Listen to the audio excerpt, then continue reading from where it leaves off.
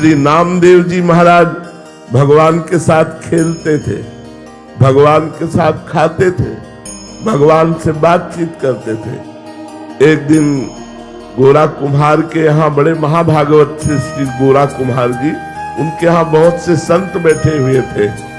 तो श्री मुक्ताबाई जी वो मटकी थापने की चाट जो होती है उसे उठाई और कहा, काका देखो इन मटकियों में कौन सी पक्की मटकी है और कौन सी कच्ची है। तो उन्होंने मुस्कुराकर स्वीकृति दे दी। तो हर संत की खोपड़ी में ऐसे मारती। तो जो और संत थे मुस्कुरा दिए। जब नामदेव जी के मारा तो उनका ये क्या है, क्यों मारा? तो बोले, काका ये मटकी कच्ची है। नामदेव जी सारी सभा में, संतों की सभा में कच्चे साबित कर दिए गए, सब हंस दिए। नामदेव जी को अच्छा नहीं लगा। वो सीधे गए विट्ठल भगवान से बात की। बोले, मैं कच्चा हूं? तो भगवान ने कहा, हाँ तुम कच्चे हो। बोले, क्यों? सब पक्काई तो आपसे मिलने की होती है, जब मैं आपसे मिल गया तो किस बात का कच्चा? बोले, तुमने गुरु नहीं किया।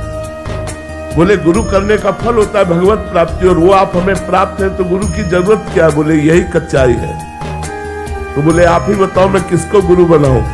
तो बोले, जाओ इस जंगल में एक शंकर जी के मंदिर में संत पड़े हुए हैं, मंदिर के अंदर, उनको जाकर के गुरु बनाओ। विशोबा खेचर वहां गए तो देखा वो शंकर जी की जो पिंडी होती है उस पे वो पैर रखे थे और देहरी पे सर रखे थे। तो नामदेव जी ने देखा कि इनको गुरु बनाए जो एक आस्तिक भी नहीं है। उन्होंने कहा, बाबा ये अपने पैर हटाओ, शंकर जी के ऊपर पैर रखे हो। बोले, बेटा जहां शंकर जी ना हो वहां पैर रख दो, जहां शंकर जी ना हो वहां पैर रख दो।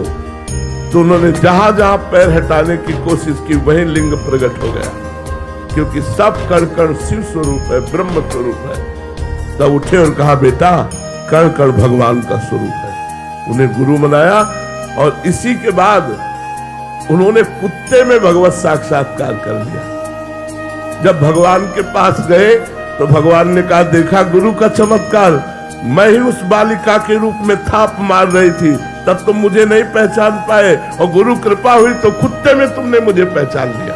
तो गुरु के बिना भगवत साक्षात्कार करना असंभव है।